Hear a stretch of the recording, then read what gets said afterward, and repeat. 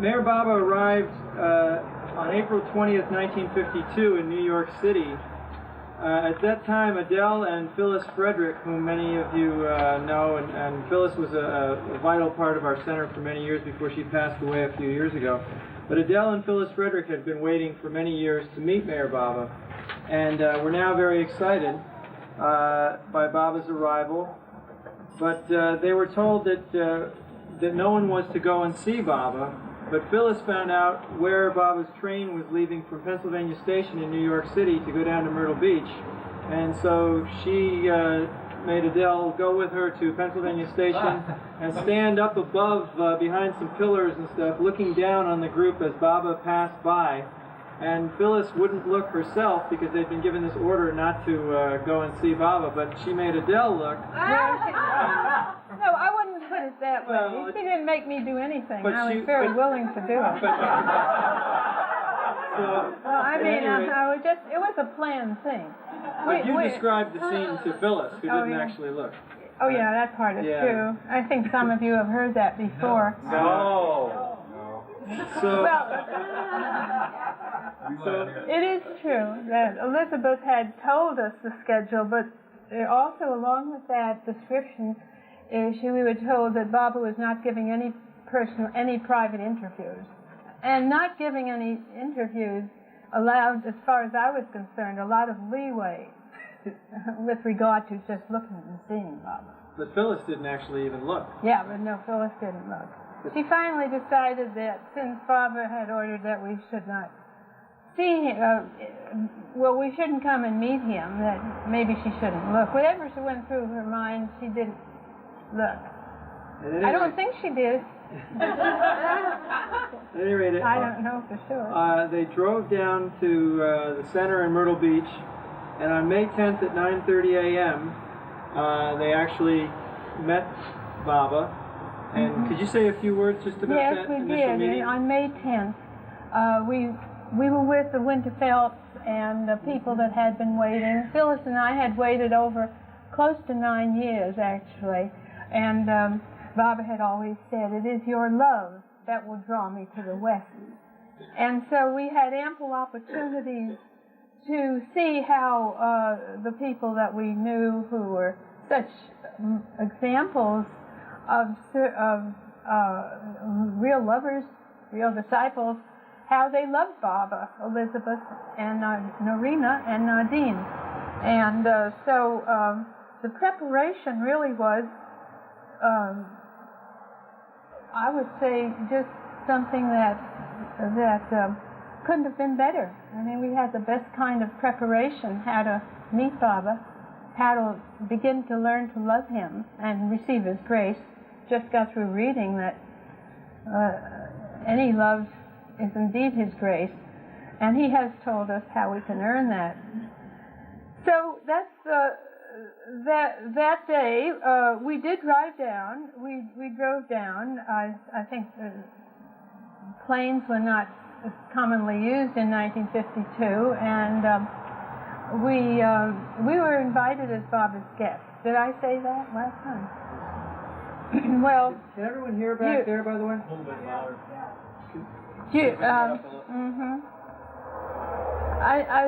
Jeff had told me to go over the ground of this again, and I said at this point I had wanted to hear the previous tape so that I don't repeat myself too much.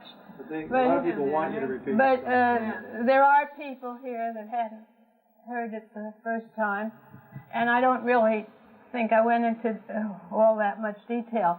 But maybe you could talk a little about when you first were brought in to see Baba. Well, You can remember. we had been invited to be there for 3 weeks at first, and then as Baba is known to test you, he changed it to 2 weeks and then to 1 week.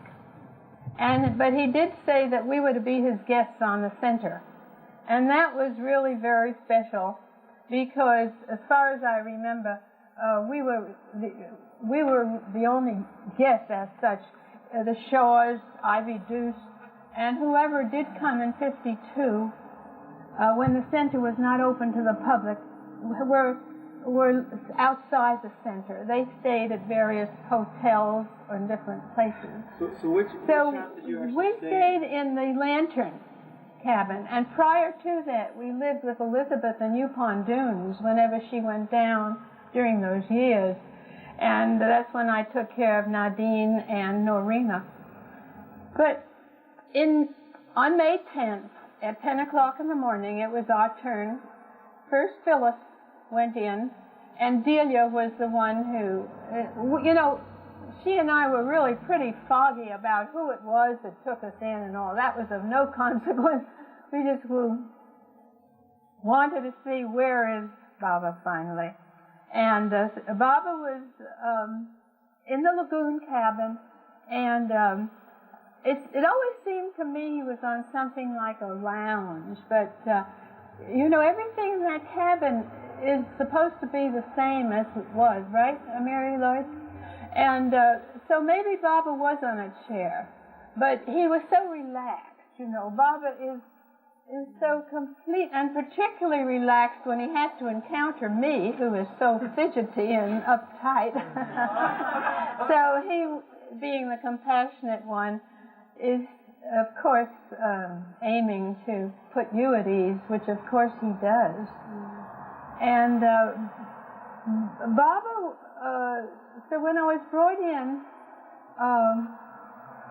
it was just a dream come true. I mean, we had seen Baba's pictures. They had actually come out. The only what I would call a super sensory experiences I've had, there's been a couple of them. I mean, a few things, but one of them that's most important to me is that when we lived with Elizabeth, those amazing pictures used to come out and be three-dimensional, and I took it for granted that Baba's pictures just stepped out of the picture and appeared to you. I mean that.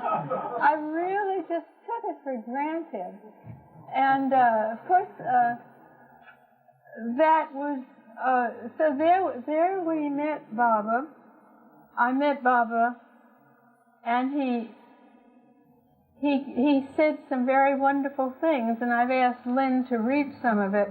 But before we do that, I just want to say that Phyllis had just come in before, and so it was very sort of, the sequence is very understandable because it's Phyllis who told me about Baba. So she didn't tell me, she didn't know anything about Baba herself. What I mean is, what she did was she got me the introduction to the three women who came on Baba's order in 1943 to find the center. And of course they sought in many places until it became very clear to Elizabeth that it was just in her own backyard that Baba wanted the center that belonged to her and her father. And Baba called you and Phyllis twins, right? Well, yeah, he did say that, I don't know if he used the word twins, but he did, he went like that. Philadale, he gave us that name. And I think Lynn would read what Baba said. It's taken down by Meherji. Phyllis got the notes from Meherji Karkaria, who was in the lagoon cabin. And Delia was, I think all Delia did was take us in, and she stepped out. The only other person there was Meherji. In fact, and Adele, Phyllis wrote this, and I think it is appropriate because Adele just handed this to me, and as I was reading over it, I thought, well, this would be the way Terry and I would feel when we came into the lagoon cabin to see Baba. And he does in fact say, okay, I'll read the little part you underlined first before the part, okay. He goes, he called in Adele, my twin, her twin, as in my twin Phyllis is saying. Here are Meherji's notes of our first conversation with the silent beloved. Okay, can everyone hear me? Okay. Maybe you want to give Lynn this thing. Come here, Lynn. Sure? She said they can hear. If Everyone can hear, okay. To Adele, I heard about you from Norina, Elizabeth, and I heard from within. When I see such souls who love me, I feel very happy and strong.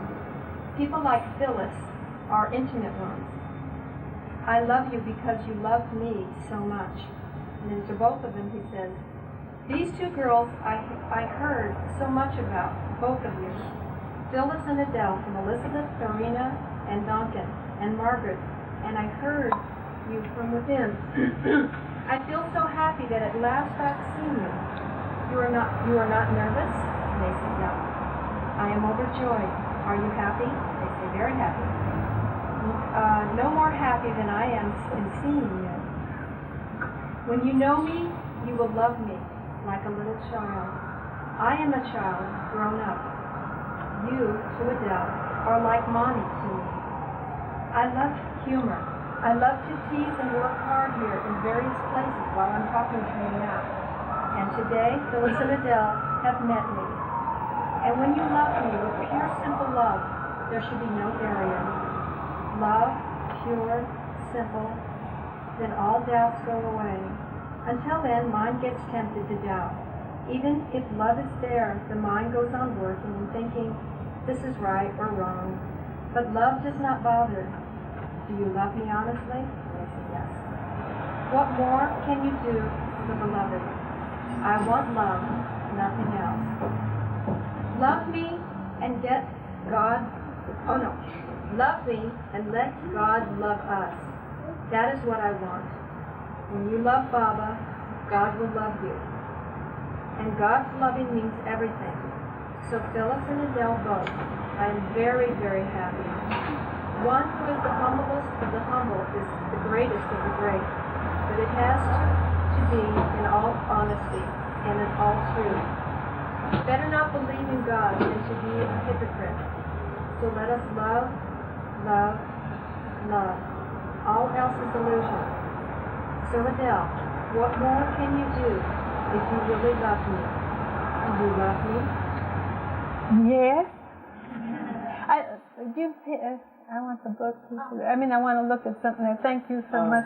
I think it's interesting about Bonnie. You remember that remark about Bonnie. So how are you feeling through all this?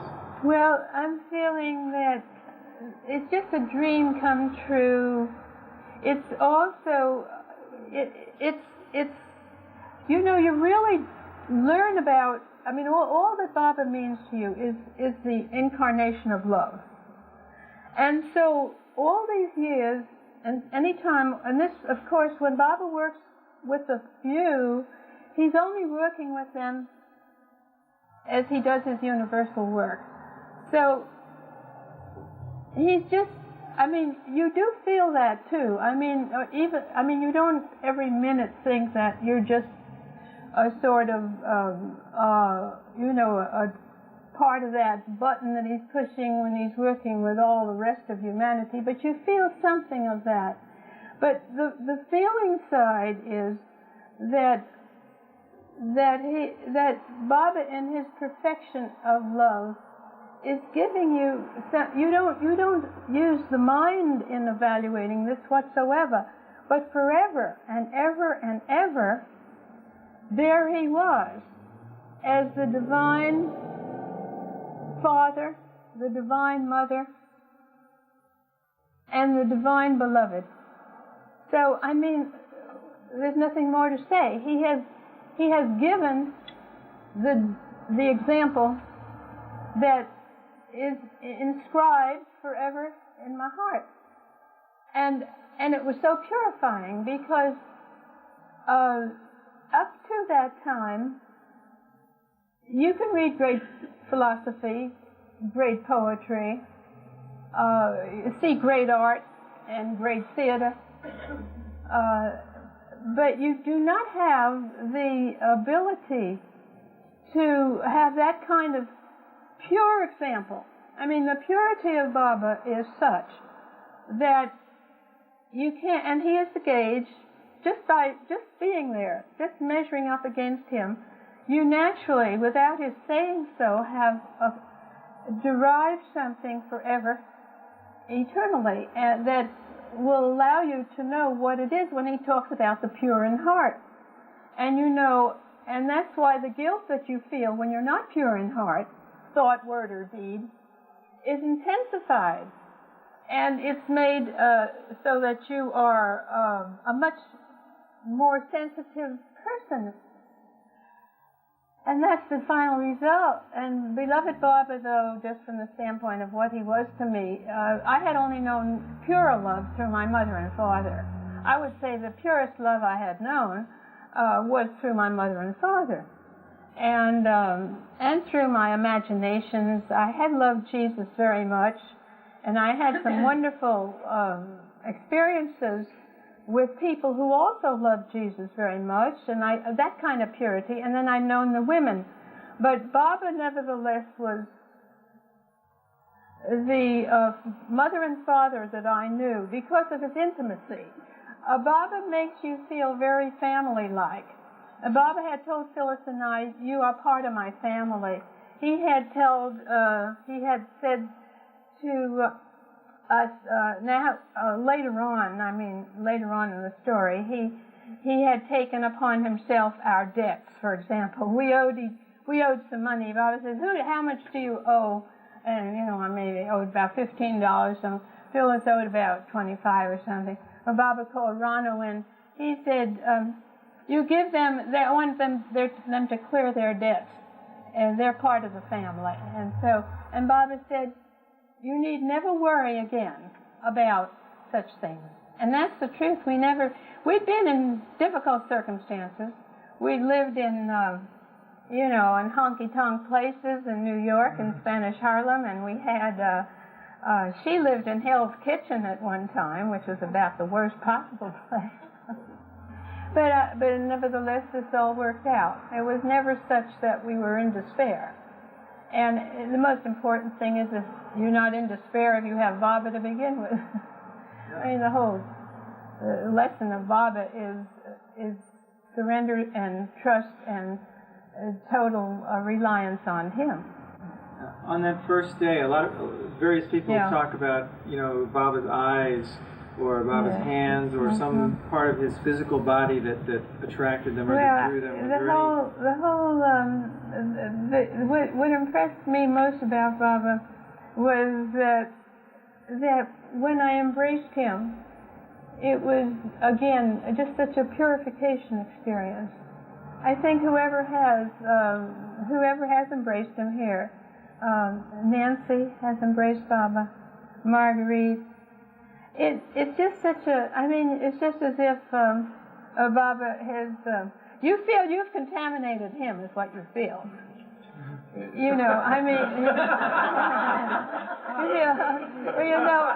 could he possibly hold my embrace, And that's the way I felt. Was it you in last time we were here, or was it someone else who had described the scent of Baba? It's like holding a newborn baby, and that there's no... Yes, no, that was someone else, and probably she knows newborn babies. So Baba was very pure, very absolutely. You do feel that but he doesn't want you, or nor does he bring about any kind of self-consciousness, really.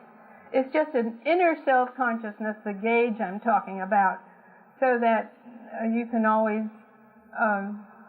be true to that love that you've experienced. Did you also meet Mara on that first day? Yes. And what was your first reaction to meeting Mara? That was the year, in '52, the only time when Mara, Mani, Goer, Meru, Rano, and Kitty, those 6. And then I think there were 6 men too.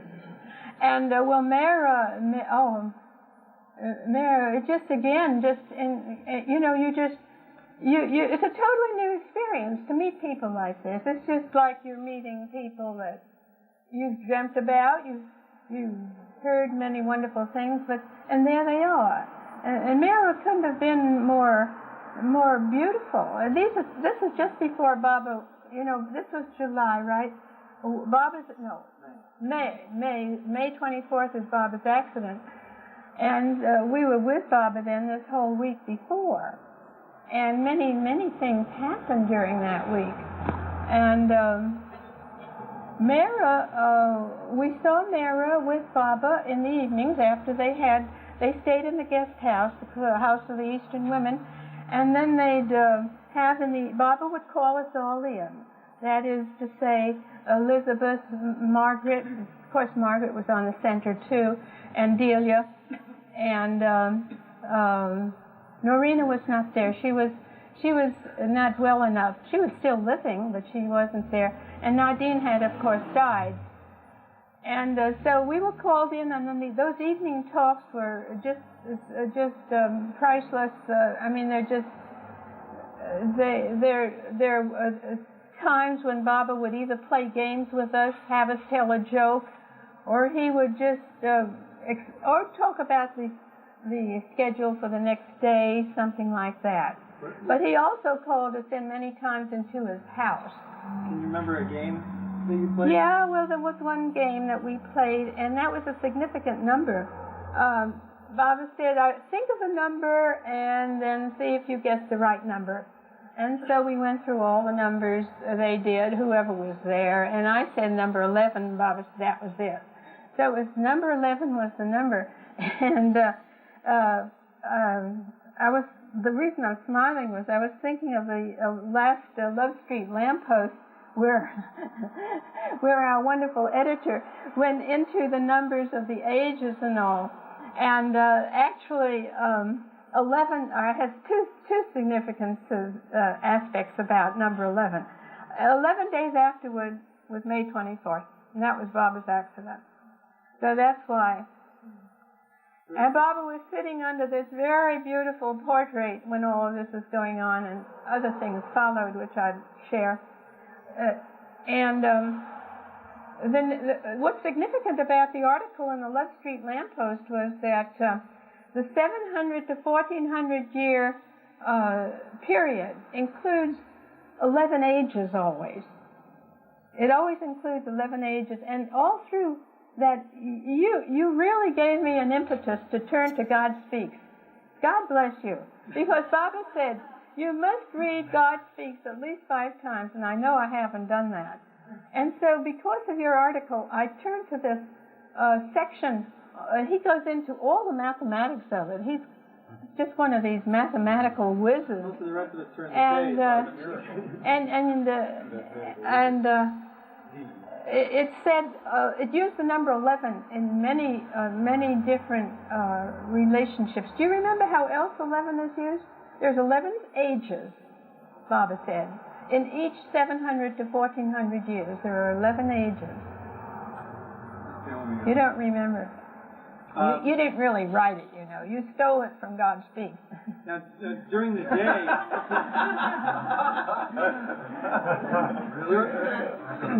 during the day there at the center, would Baba have private interviews, or what was going on during the day?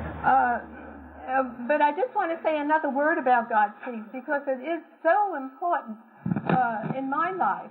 Baba did tell me one of the first things he said was, you must read the divine themes. And that was just an echo of Norina Machiavelli. When we first came, Phyllis and I, she had us read the divine theme many times. And what it really did was it sort of really dissolved a lot of these old scaffoldings, you know, about you pick up when you read the Bible. It really did wipe it out. And that's the most healthy thing that happened. I don't mean all of the Bible, because Baba has said that he did say the Sermon on the Mount was pretty true and intact and has not been tampered with too much. There are several parts of the Bible that are still pretty good.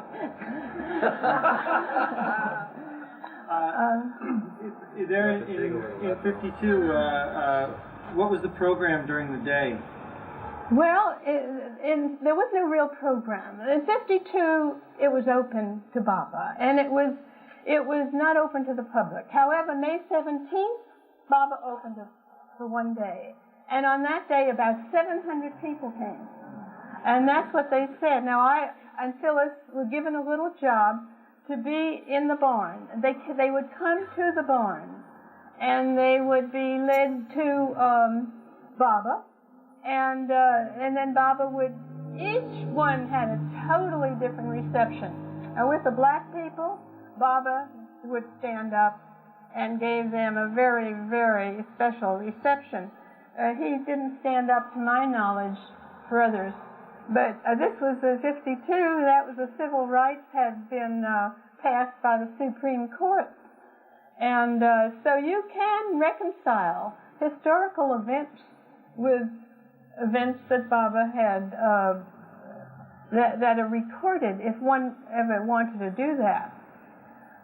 And that was the time, too, when Baba gave a message, I remember, to Dr. and Mrs. Love, people interested in medical things, because they told me, eventually I stayed with them and took care of Mildred Kyle. Baba said to Dr. Love, who was a practicing osteopath, who used electronic equipment at that time in '52, he said the medicine of the future will use electronic equipment and much more nutrition, just like they were already doing. And that's, between '52 and '91, that's really happened. And there were many things that went on at those interviews. Those 700 people who came, were they coming from the Myrtle Beach area or from all over the country? Or? Well, it was an open day, so they could come. Yes, some people came from various places. And what were some of the reactions to Baba? Do you remember? Well, it's just, I could only see the positive things. I mean, that's all I expect I wanted to see. And I mean, reactions were all just overwhelming, like the day the Rudds came. They just got so blissed out. They went, I had to follow them out in the jungle there to keep them from getting lost. That was Harold and Virginia. They really had to be watched. They still have to be watched. Now in the morning, wasn't there some morning that you and Phyllis would get up before breakfast? Yes, and then of course Phyllis, has this wonderful development of really. She had a true psychic development because she didn't take it in a personal way. She just took it in order to benefit others, and she just. She does write about that. Where she got up, she had a dream of Baba, and Baba, I don't know, she had very beautiful mystical experiences. We both were given, in her account, she forgets that that Baba did give us both a very wonderful opportunity to make to wash his clothes and to press them in particular. And so I used to that was a wonderful experience, just pressing Baba's clothes. They were always very clean, and they did have a very baby-like scent. Did you take meals with Baba at this time? I had not. Well, we would go down to the original kitchen, and very often it's true, Baba would be there, and he would. So I think one day Baba had ordered ice cream for everyone, and we took it in that way. I don't remember taking meals with Baba, but I do remember making juice for Baba in the kitchen in the guest house. Before I went, there was a family in Florida. He was a lay minister, and they were friends of the Shaws.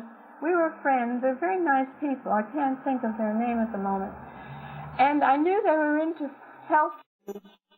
Talked to Margaret Trask, who was someone I could talk to about things I believed in. I don't remember taking meals with Baba, but I do remember making juice for Baba in the kitchen, in the guest house.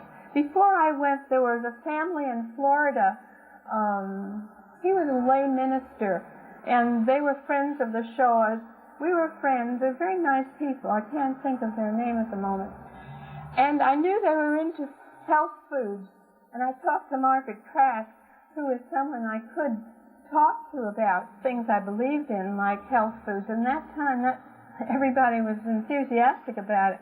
But I was fortunate in having been exposed to it at a fairly young age. And so I told Margaret that I could borrow this fruit juicer if she thought it was a good idea to make Baba fruit juice. She said, excellent. She really allowed me to ask the people in the DeLong, that's right, in Florida to borrow that machine. And they brought it, and I asked Baba if I could make him juice. What kind of juice did he like? Baba looked at me as if I were half nutty. Well, no, not really. I just mean he was bemused. Baba was bemused by a lot of things we did. And he said, yes, you can make me celery juice. And then I found out celery juice is very good for the kidneys. And it's very good when you're traveling, to clear your kidneys. And so I made Baba celery juice. Baba liked that. And I also had a lot, in Baba's house, which he calls his where he is most comfortable, and he will never leave there. And that's really to be remembered. I was there when Baba told Elizabeth. That was a beautiful day. Do you want me to tell you about that day? Yeah, because that was also the day that he took your hands as you went in, isn't it? Yeah, I think. Well, wait a minute. Am I mixing up 56 with 52? Afraid so. It was in 52 that you were going into Baba's house. Yeah, that's right. But with Elizabeth, the reason Elizabeth came to mind was on her birthday, Baba made a very special statement which remained in my consciousness very strong. Baba said, I have traveled here and there and been in dharmashalas and in palaces and mansions and whatnot, and I am most comfortable in this home, and I will never leave. And that was on Elizabeth's birthday. And we know that he never leaves that place. That was in 56? Yes, 56. Because that was when he planted the tree. It had to be 56. There were so many people. No, in 52, right. You and Phyllis were to go into Baba's house. Was that not finished at that time? No, it was all finished. But prior to it, we'd come down. You see, during these years when it was just a jungle, a primeval forest, we still would come down there, and we helped to put things in Baba's house. So that all the prayers of repentance are my prayers that I framed and are in the house. And in Baba's lagoon cabin, I put the picture of Baba when he was 13 years old. That's the picture I brought. And in Baba's closet, there's a big water jug, and that's the jug I brought to Baba. Little things like that. So we had a hand and an opportunity to really just forget, just keep busy on Baba. They were very good at that. Marie and Elizabeth kept us out of mischief. They just kept us doing things all the time. And then Baba, when he finally came, yes, we went into his house, and he said, you can open the door. Not the first time, the door had been opened, but Baba let me open the door. He gave me the key, and I opened the door, and Phyllis's reflection was very insightful. She said, I thought when Baba gave Adele the key, she says here, that it called to mind Baba had said, Russia holds the key to the peace and the war. And I am of Russian extraction. And so that was interesting. And then, as we were going in, Baba went like that. So I said to Baba, there weren't many people around, so I could ask him. And he gestured that way, and then it was explained Erich was not there in 52, as you know. It was Adi, Dr. Nilu, Gustaji, Dr. Donkin, and Meherji. Huh? Saroj? No, yes, he had to be there. His car was the one, yes, Saroj. And so it was mostly Meherji, I believe, who was doing the interpretation. He said, Baba said that you and Phyllis come to him. That's what it means. Because we're not at all abnormal people, Phyllis and I, but he said, I said, Baba, are we supposed to be married or something? Baba says, that means you come to him, both of you. And then he took your hands as you went in? yeah, Phyllis remembers that. She remembers a lot of things. Well, there are many things during that time, particularly the stories, that we were told in the evening. I think I may have told you the story when Baba said, I want a joke or a religious story. And I didn't know of any jokes. So I said a story I could tell Baba was, I'd been studying the Bible there with Dr. Reinhold Niebuhr especially, and I liked him very much. And I said, well, why did Peter betray Jesus 3 times? And it was predicted. Jesus said, before the cock crows 3 times, you will have betrayed me 3 times. Or denied me. So that was what happened. Baba said, and didn't let me go too far in this. He said, oh, Peter loved me the most. Peter loved me the most. You see how Baba makes everything into something wonderfully positive. He always says, I want you to be happy. And he makes everything is converted from everything that has the slightest negativity is converted. Baba says, Peter loved me the most. And what he did, he had to do.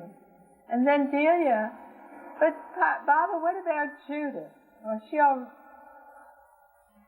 Baba had already in India had given them a lot of information on the whole story of the Christ. But she did bring that up. She may not have been clear about it. And Baba said, Judas served me the best. What he did, no one else could do. So he served me the best. And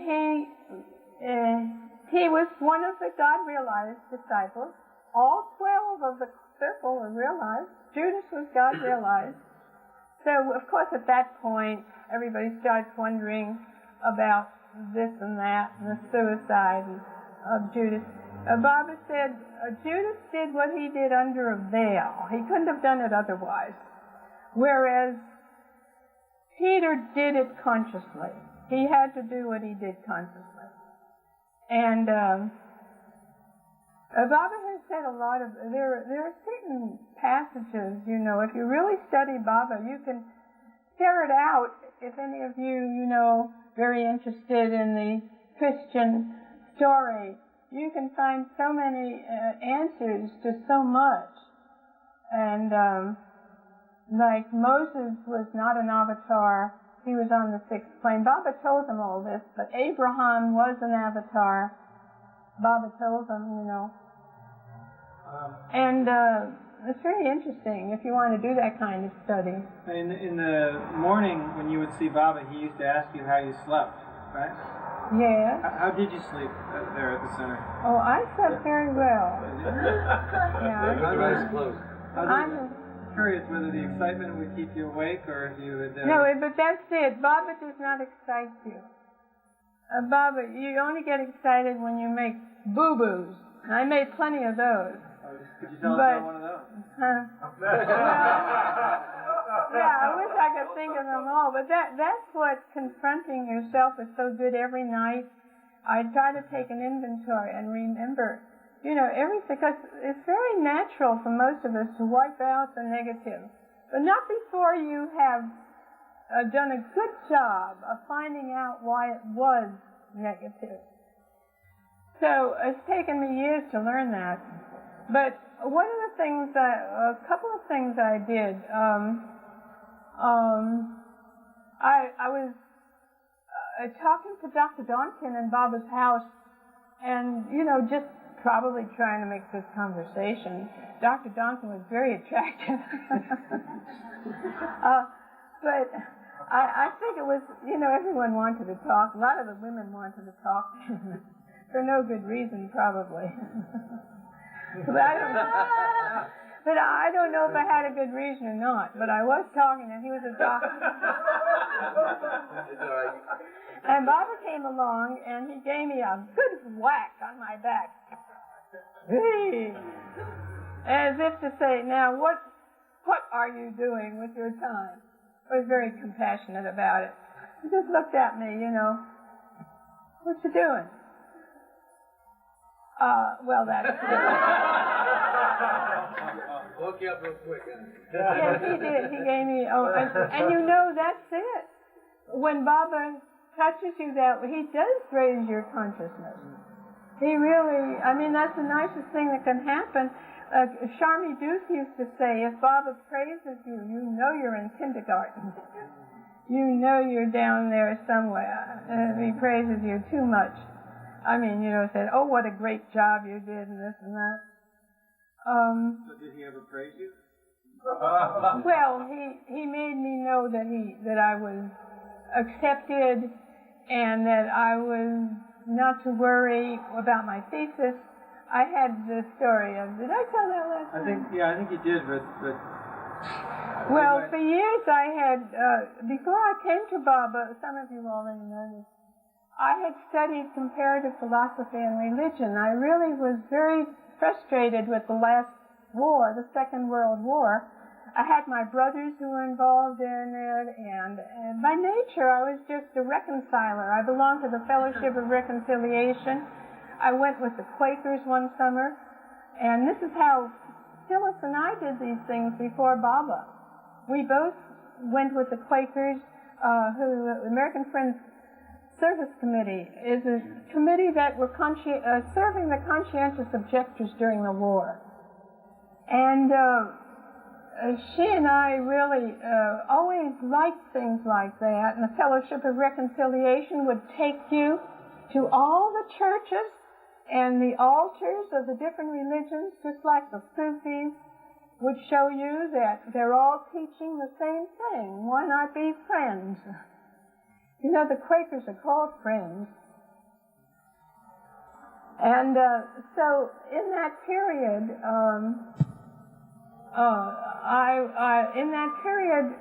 I was studying all these things and really rebellious about the world war, because if God is this wonderful, benevolent, loving Father, how could he reconcile that with what was happening in the world? I remember really raising my fist at that.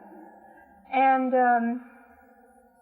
then what happened was my paper was on intuition, the role of intuition. Intuition being a higher level of consciousness, I became very interested in that, and I also fell in love with Plotinus. If any of you know who Plotinus was. very handsome. He was,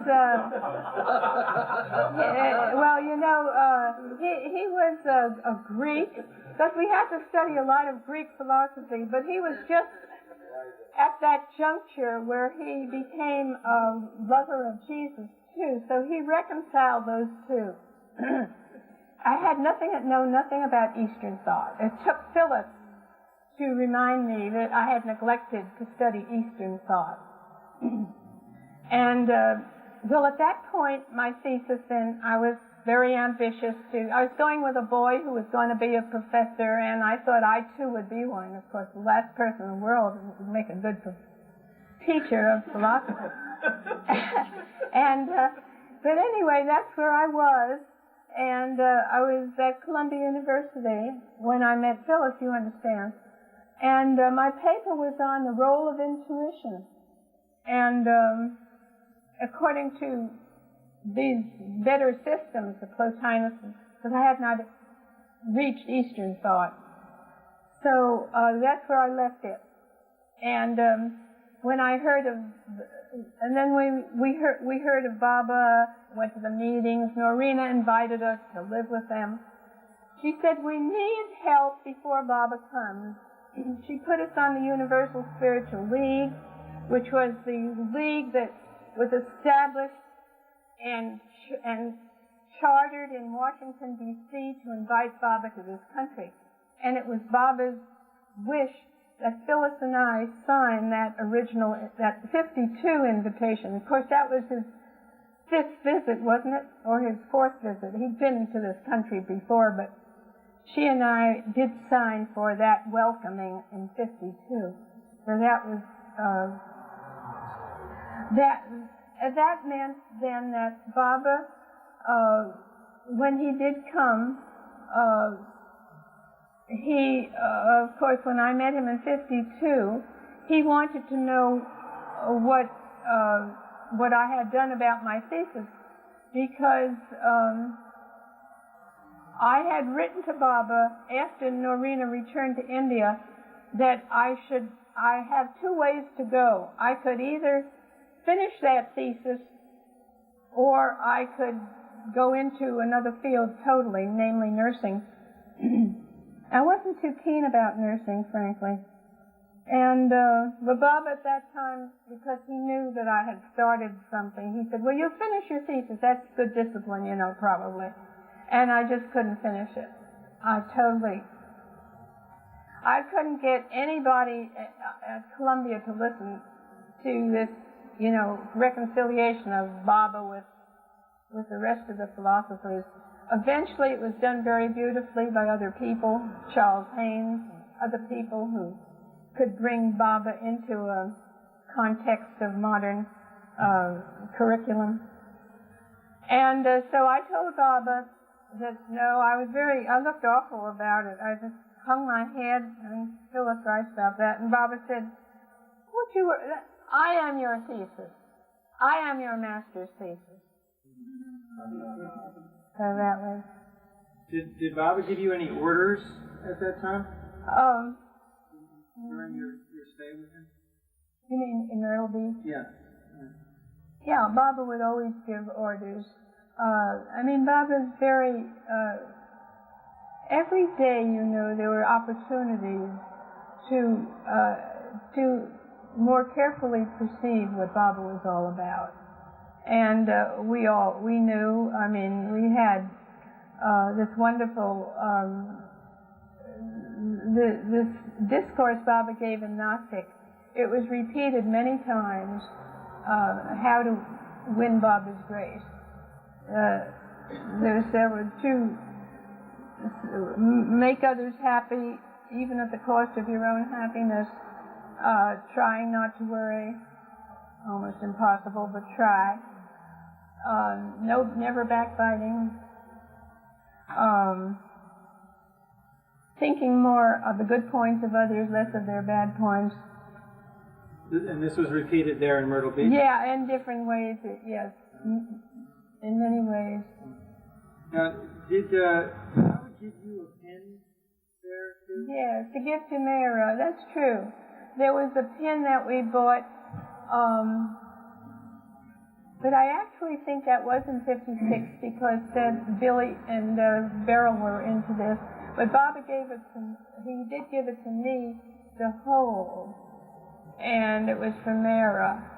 With the women, we just got familiar with them, and very meaningful to me was what Baba did with me and Dr. Goer. When I was being introduced to all the women, and they would have us, I didn't bring that picture there, but this was when we were with Baba in front of his house. Well, they could see it, and that was in 52. But when we had in an album, I have pictures of ourselves with the women, and they dressed us up in these different. I never had worn a sari, and they gave us a choice, and I chose the salwar and the kameez, which is more of the Punjabi dress. Phyllis looked magnificent in her sari. Some of you have seen those pictures, haven't you, in my album? And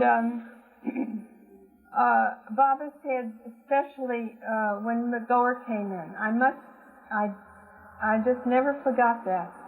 For some reason, it was as if everyone faded out. It was just Goer and myself. It was a very quiet time, and it was a more prolonged time. So that took on a significance for me. It's as if he established something there, and it was a very real karma. I mean, that's a very long story, my intermediary function, and that's the most, to me, that's the highlight of my life, aside from meeting Baba. I think that's the story that I think we'll get to next quarter, because we have a whole night to give to that. But that, I'm referring to the fact that Dr. Goer, right after Baba's accident and all during it, his suffering, she was in constant touch with me, and I had letters. I have dozens and dozens and dozens of letters, and they're not, they were all about Baba's various illnesses and all the rest of it, and what I could do at this end, and I did whatever I could. It was very gratifying, just very, very gratifying. Let's move on to the accident, but first, what were the goodbyes like? Because at that point, Baba was leaving, of course, to go across the country. He was driving across country. And many of the people who were staying in Myrtle Beach were on their way back to New York or to wherever, where you knew that you would be seeing him again. And he was scheduled to stay in Hartsdale, New York, on his way back from California. But you ended up going to Ohio first. That's true. We were in front of Baba's house when that happened. And I will say that with regard to Baba's accident, it was foreordained. Not more than even a year before then, Baba had sent a warning about his possible death. So that was definitely in the minds of the Eastern lovers and the Western lovers, whatever communications they could get of it. They knew that Baba had a plan for this. There was some disaster that was looming. In any case, I was standing with Baba in front of the Eastern women's house, and Baba turned to me and he said, "What are you thinking?" And I said, "I'm wondering about my brothers and if they will come to you." And Baba said, "They will come to me in time." And then not too long after, the telephone rang and the amplifying system said, "You're wanted on the phone." And when I went there, my brother said, "We've been trying to reach you to tell you that our mother is very, very sick, critically ill, and can you come?" And I told this to Baba. He asked me what was and I said, my brother asked me to come, and Baba says, "Yes, we're leaving anyway." I think it was the next day or the day after. And so Baba said, "If it's your mother, you go and take care of her." Eventually, Baba gave me things to give my mother, but that's after I saw Baba in New York. And then I went, and I was very upset when I saw my mother, because the hospital rules came kind of late, and they said, the visiting hours are almost over. And when I saw my mother, I suddenly had a pang, of great guilt and all that, because when I lived with the women, as you know from my last story, my mother was very unhappy that I would leave her, and she had sent the police after me. And Phyllis's mother was very unhappy that Phyllis left too. But they were reconciled eventually. After all, they probably, they undoubtedly saw that we had changed for the better. I know my father admitted that very strongly, and all of that. And when I came there and saw my mother that way, all the guilt I felt about leaving her loomed up, and I hadn't been in touch with her too much. So I thought, "Oh, beloved God, help me to carry some of this pain." I really prayed. Baba says, "Whatever you pray for from your heart, I will grant." And Baba had got me very ill that night. Not, my own need, my own desire got me ill. And my brother, very fine colleague, my brother was in that hospital. He had a very top position there, and his friend said, "You have acute appendicitis. It has to be operated on tonight." I said, "Not before I call Myrtle Beach." And I didn't believe This was in Ohio. This was in Cleveland, Ohio. I didn't believe in surgery. Being a good nurse, you know. I wasn't a nurse then, no, but I just thought, I had heard about the freezing of appendix rather than the surgical removal of them, that's sometimes successful, and I wondered if that was possible. And I asked Celia, who answered the phone, to convey that I was going to surgery that night. It was really pretty late, midnight. I was very late, midnight almost, I guess. And she said, yes, Baba said, do whatever the doctor wants you to do. And this was after the accident? That was after, no. This was before Baba's accident. So this is, probably a day or two before. So you left Myrtle Beach and you got appendicitis right away? I did. No, I had no idea. Baba had not left yet. No, so when I came there, it was early enough to deliberate whether I wanted to do it that night, because he thought it should be done, and his schedule was such that he couldn't do it before. My brother wanted him to do it because he's a very good surgeon. So anyway, the way it worked out, Celia said, Baba said, it's okay. Do what your doctors want you to do. After that, I was there with my mother in the same quarters. You know, it was like I was just next to, and no nurse could tell me to leave because I was up the next day. The remarkable thing was that I really had no pain. I was just up, and I was able to help my mother almost the next day. It really was Baba, because I just had no pain from that surgery. And then we stayed on. I took care of her, and then Phyllis. What Phyllis had to do, you see how I was notified of Baba's accident? I was trying to remember, how did I get that notice? I know it was Ivy Deuce who sent out the first bulletins to everyone.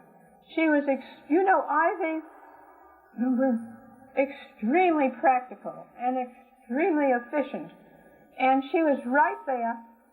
And she sent out bulletins to everyone, and I think I know Phyllis got her bulletin from Ivy, and I got it from Phyllis. And that was devastating. It was sort of, as I say, looming in the back always is this great disaster. And as Baba said, America longs for my blood. Well, he only said that later, of course, after it happened, when Fred, different ones asked him. Excuse me 1 second, because for those people who don't know, that we're talking about when Baba, they drove to Prague, Oklahoma. Oh, yes, you tell him. And Baba's car was hit in a head-on collision, traveling at a very high speed, by a man who was a paraplegic, a Korean War veteran, who was trying out a new car with new hand instruments for the first time. And Baba's his hip was shattered. His left hip was shattered. The acetabulum was crushed, and just couldn't go into the femoral head. His nose was broken. His nose, his teeth, and altogether much bleeding. And his blood certainly touched American soil. Right. And he had on many occasions alluded to this accident and said that it was a necessary. And then after it happened, he said that the disaster which I have foretold has come about. Right. It was necessary. It was necessary. And Elizabeth, of course, was the driver, and Baba trusted her because she had been Baba's Arjuna in so many places. So that it was... So now you got the notice of the accident. And yes, I got the notice of the accident. Phyllis told me, I think she called me, and she told me that, you see, the truth is that Mrs. Ferris's home in where is that called? In Hartsdale, was what she finally found at that time. Because there had to be a place for Baba to come with his company of people. I think it was 18 that they wanted a place for. They wouldn't all stay there, but they'd all come. And This was appropriate because it was not too distant from the city where Baba had promised Ivy Deuce that he would see people that day that was set aside for seeing whoever would wanted to come on that particular day in New York. So Baba stayed in Hartsdale, and we saw him on Baba's... You came back from Ohio. And I came back from Ohio with Baba's permission for a short time. But a long enough time to go with Baba to the Bronx Zoo, and Baba said he had to visit the house of the penguins, and long enough to conceal the Eastern women. You know, Mara, of course, not Mani, but Mara had to be concealed from public view. And so there was Charmy Deuce, Phyllis, myself, Darwin Shoah, Phyllis's nephew, Keith, and a few of us went with Baba to the Bronx Zoo in a cast. Baba, with a wheelchair and a cast. And it started to rain, and Baba, nevertheless, it was just a shower. And I was just looking at Baba. All I know is he went to the house of the penguins, and it's really very true that they are a Barzak between, they're the last of the bird form.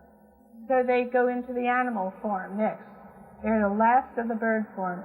And Phyllis writes up very amusingly about the penguin who seemed to be the charge man penguin. He just flipped his flippers and bowed down to Baba, she said, in his little tuxedo, and she writes about it very, very, very well.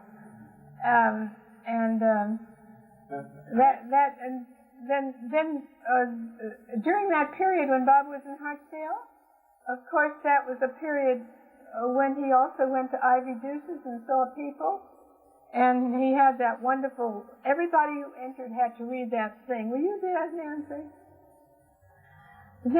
Everyone had to read, I am approachable to one and all, to the saints, to the sinners who fall, to Sufis, all the various religions, and directly, with no intermediary at all. And that was very interesting to me, because Baba had told Phyllis and me in a very important letter, you come to me directly, through no intermediary. Ivy Deuce, I may say this, it's written about very well, was very enthusiastic when Baba made her Mercy. She went through a lot of emotional upheaval. But when she returned, she thought that everybody had to be a Sufi. And I worked for her a while as a part-time secretary. And I was almost under her influence slightly, because she was convinced that everybody should be a Sufi. She got over that in a year's time. It took her about a year. Now, I was at Ivy Deuce's house also that you and Phyllis both brought your father. Yes, that's right. Can you describe any of that? Well, that was very gratifying. You know, you always pray for your parents. And my father had separated from my mother after 30 years of marriage, and he left her at a very peculiar juncture in her life.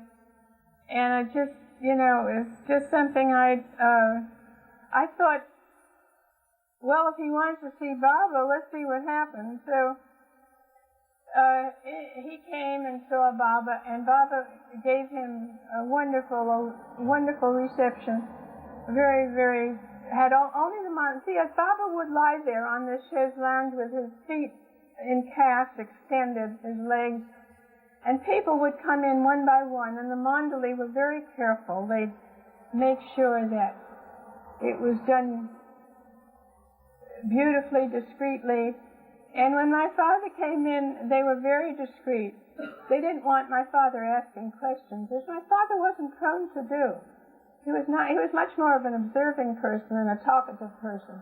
But they kind of surrounded Baba as if, we don't want this man to get too close to you. But then Baba had him sit down, my father. And before you know it, Baba was telling him a couple of stories from the Bible that he had to hear probably. And I was just weeping because, again, you feel, how is it that Baba's contaminating himself so with these frail human beings? I thought, how could he, he knows that my father didn't do the right thing, but nevertheless, he was so compassionate. And then he you know what he did? He turned to Gustav. Well, first whoever was translating, this was 52, must have been Meiji. He pointed and he goes like this, and so the translation is, your father looks like Baba's father. Boy, wouldn't that turn me around? And I look at, and he turns to Gustav to get the confirmation. Doesn't he look like my father? See, Gustav, his oldest friend, and Gustav goes, yes. And then the letter, actually a picture of my father and myself went to Moni. I sent it to her. And nothing was said. I just was showing her a recent picture, and she commented on her response. She said, I picked up this, and the picture fell out, and I thought, now, where does this picture of my father come from? But she modified it. She said, your father looks like my father from the nose up. From here, for the nose and the forehead. The nose, the eyes, and the forehead. So what did your father say about Baba? Oh, Baba said he's a very, very good man. And then when Phyllis's father went in, Mr. Frederick was the president of the Gourmet Society, which was a very prestigious society that invited people like Rabindranath Tagore and illustrious names, to dinner, mostly to eat. He was a gourmet, but he was a very, very intelligent man. And he also, literary man, self-made literary man. And she, too, had the same feelings about her father that I had with mine, that is, unfaithfulness, So Mr. Frederick was accustomed to so he comes in, and I was there, he says, welcome to New York, he tells Baba. It was very nice, but it was really kind of funny. So, he's welcoming Baba to New York. Phyllis used to give that, she used to mimic that very nicely. Then we went out to lunch, and my father and Mr. Frederick, they spoke about it, and my father said, well, I think he's a very good man. He's just too good. See, my father's a bit of a cynic. He's just too good. And Phyllis's father, I don't know what his reflection was, but it was very interesting. And at that place, I had this little girl, precious little girl, come. See, years ago, I told that story where I worked in a settlement house, and we had a picture of all the children in the settlement house, the same settlement that you read about in the Tree Grows in Brooklyn. And the mother of this was a lady she'd been the mother of that neighborhood. She was a beautiful spinster lady who literally adopted these children in her heart. And it was a pleasure working with Mary Birch. And her name was M.B., And she became interested in Baba. But there was one picture sent to India. Norina said, whatever you do when I return, she returned in 47, 48, in South 48, let us know what you're doing. I said, I'm working with Mary Birch, head of the settlement, and with these children. Baba said, I want to see that picture. She said, when your letter came with the picture, Baba came in, and she said he had a little magnifying glass, just by chance or something. and he looked at that picture, and he picked out the second girl to the left, the boy in the fourth row to the right, second, and she described, he had on a little hat, and he picked out 3 children, and he wants you to know that these are children that you must try to help a little more. Special. Give them some special help. I had already been giving very special help to Bibi Courtcamp. She was a little girl. And the other was another boy, and I think it was 2 girls and a boy. And so I continued to, I told Mary about this, and we made occasion where we could help them a little more. Little Bibi became very much of a friend of my family, and she stayed with the Shaws one summer. She was known to us as someone that we were very interested in.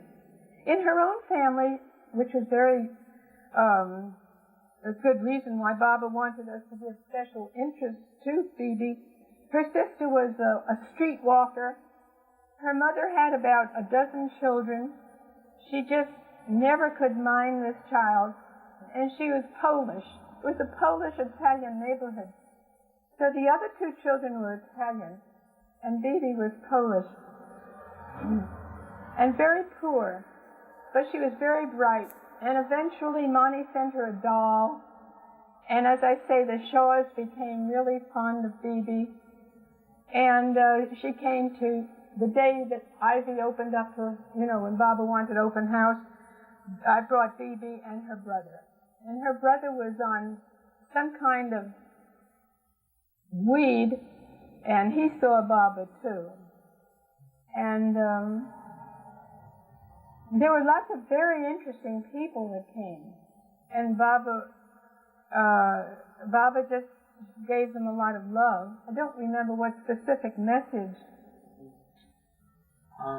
We're pretty much running out of time here, and I think what we'll have to do is take 1956 maybe next quarter. I think we've now got the Adele Chronicles going, so we'll... Well, between 52 and 56, though, the part of my life which means so much to me is when I was writing to Goer and back and getting this, I'll just finish it with one little thing here. I tried, I have really one room filled with letters and all kinds of archives, you might say, and I really would love to have help in that direction. But I want to read this one. This was in 52. If you've never read this, many of you have. This was the article on the Spiritual Center. And in 52, I had contacted. Baba said he had a borrowed agent. Baba has a direct agent for all of America in Albuquerque, in New Mexico. He did, at least in those years. And he said he had a borrowed agent in Sing Sing. And I had always been interested in placing Baba's books, always. And I placed books, in fact, I think I placed the book in the public library that's Helen Irwin in Edward Penn. Yeah, that's how we heard of Bob. But in any case, I had written to Sing Sing prison, and they accepted Baba's books there. That was one thing. That was in 59. That's before, and that's another period. But the letter I found that I wanted to share with you was when I had to get, and that's where we could, here it is. This is Dr. Goer had requested a treatment for Baba, which I don't remember just how she worded that. But in any case, it got me searching. There's nothing that could get me give me more impetus than a letter from Dr. Goer. And Baba was having unrelieved pain ever since his 52, 53. He was always having unrelieved pain, smiling through it all, naturally. And but it did bother Dr. Goer a lot. And so she was telling me about this preparation, which was an anesthetic, analgesic anesthetic, which relieved pain. And it was an article she referred to, which has Dr. Travell in it. So I searched Dr. Travell. Fortunately, she's just not terribly far. Dr. Travell worked with Cornell Institute, New York City Hospital, which was about 10 blocks from where I lived. New York Hospital was where I used to work myself. Anyway, I got Dr. Travell just before she was assigned to be John Kennedy's private physician. And it was Kennedy that she was giving this special topical analgesic anesthetic to relieve his pain. She had developed it. He had those back pains. He had, from his Navy experiences. He was always in pain. But she helped him so much, and I'd read that, and I had told Dr. Goer that, and Dr. Goer wrote, she says, well, it sounds so good, why don't you find this lady? She says, I wrote, and I sought her out. She said, I can give you this, it was, part of it was ethyl fluoride, non-flammable. And so she did part of the ingredients, and one doctor told me, it's been used now much more commonly. Anyway, when I found her, she said, well, I will give you some of these. I told her, not exactly who Baba was. And she says, but you better take them maybe tomorrow or the next day, because I've just been appointed. She'd just been appointed to be in the White House. And she says, Dear Miss Wolkin, 1961, many thanks for your book, God to Man and Man to God, received last week. I appreciate your thought in sending it, and I'm glad to read it. However, following President Kennedy's example of not personally accepting any gifts, I am forwarding this book to our local library, where it will reach a wider audience. Janet Travell, personal physician to President Kennedy. It was on the White House stationery, too. Yeah. And then that went to Goer, and Goer liked it very much. It did help Baba. One last question about 1952 before, and then I know Rosalie has a song. Yes, Rosalie does. How, if you were to describe it, how would you say meeting Baba physically changed you? Well, oh Lord, that is volume. I was really going in the pursuit of name and fame and sort of like anger, very angry. I don't know, as I say, I already used to go to the Quakers and fellowship and things like that. But I think I would have enjoyed this intellectual game. I would have enjoyed that. And Baba wiped that out, I would say, too. Yeah. And it made me just know my limitations. It did away with a lot of illusions. And I would say it really, to tell you the truth, though, Val has explained this so well. What he's done for the new humanity is to have shortened that whole trip from the head to the heart. I mean, the new humanity is astonishing to me, because the people I met here and in New York, they're so spontaneous, and their intuitive development is already advanced. They already proceed with the heart. I mean, Baba has really done a miracle with bringing about the new humanity.